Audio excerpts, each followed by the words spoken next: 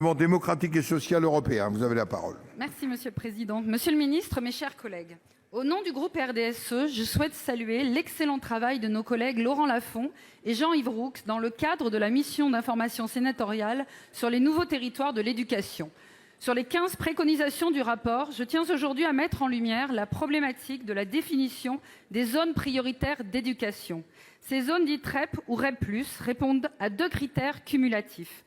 Les critères sociaux, qui comprennent par exemple le pourcentage d'élèves issus des CSP les plus défavorisés ou le taux des boursiers. Et un critère géographique unique, le pourcentage d'élèves issus des zones urbaines sensibles. Ainsi, les territoires ruraux, au sens INSEE, sont exclus de ces zones prioritaires, alors qu'ils sont également fortement impactés par des fractures tant sociales que géographiques, comme l'éloignement aux pratiques culturelles ou sportives. Je vous parle ici de 36% de nos écoles et 20% de nos élèves. La réalité d'aujourd'hui et les projections démographiques de demain démontrent que l'offre scolaire de proximité dans ces territoires ruraux est un sujet à traiter prioritairement.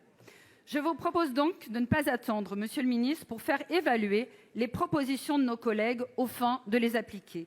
Évaluer l'indice d'éloignement géographique permettrait de mieux valoriser le travail des enseignants dans ces territoires et rendre plus attractifs les postes in situ aujourd'hui délaissés. En Gironde, le dialogue de confiance qui s'est instauré entre les collectivités locales et l'éducation nationale déconcentrée s'est révélé décisif pour construire une offre scolaire adaptée aux réalités du terrain. Aux yeux de notre pertinent DAZEN, François Coux, toute commune rurale est traitée à part entière, avec des recrutements à profil et des mesures de sauvegarde avant toute fermeture. Un travail collaboratif qui va bien au-delà des contrats de ruralité. Un exemple qui a été révélé par la mission d'information. Alors, Monsieur le Ministre, à quand cette redéfinition des zones prioritaires? À quand une généralisation de l'exemple girondin? Je vous remercie. Pour vous répondre, la parole est au ministre de l'Éducation nationale et de la jeunesse. Vous avez la parole. Monsieur le Président, Mesdames et Messieurs les sénateurs, Madame la sénatrice Nathalie Delattre, je vais avoir le plaisir de répondre positivement à l'essentiel de vos questions. D'abord, je me joins évidemment à vos compliments sur le rapport des sénateurs Lafon et Roux, parce que c'est en effet un point d'appui très intéressant, qui vient en plus s'ajouter au rapport qui m'a été remis hier par Madame Azéma et Monsieur Mathiot, intitulé « Territoire et éducation », qui va justement nous permettre de réfléchir à l'éducation prioritaire dans une vision complète, n'opposant certainement pas l'urbain et le rural, mais au contraire permettant d'avoir une vision d'ensemble.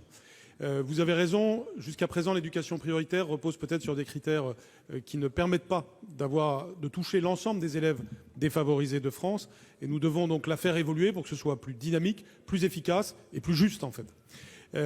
Vous avez parlé de l'indice d'éloignement comme étant un indice intéressant. Et effectivement, comme le demande le rapport, j'ai demandé à la direction de l'évaluation du ministère de calculer cet indice d'éloignement. Et c'est hier même que les premiers résultats sont arrivés, donc nous avons techniquement les moyens d'intégrer cet enjeu qui, en effet, est très important. Nous le prenons déjà un peu en compte, par exemple, pour les villages de montagne, où cette question de l'éloignement est déjà administrativement prise en compte pour regarder ce qu'on fait en matière de création ou de suppression de postes. Mais nous allons le faire de manière plus systématique, certainement, dans les temps futurs. Avec la remise de ces rapports, commence une nouvelle période qui est une période de concertation, avec, bien entendu, les organisations représentatives et, bien entendu, la représentation nationale.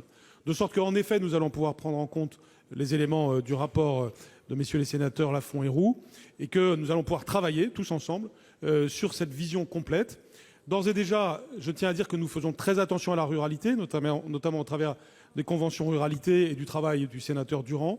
Et en effet, le cas de la Gironde, où j'étais, vous le savez bien, il n'y a pas très longtemps, pour regarder justement ce travail en finesse qui est fait, peut être emblématique de ce que nous devons faire pour toute la France. Je vous remercie. Merci, Monsieur le Ministre. La parole est maintenant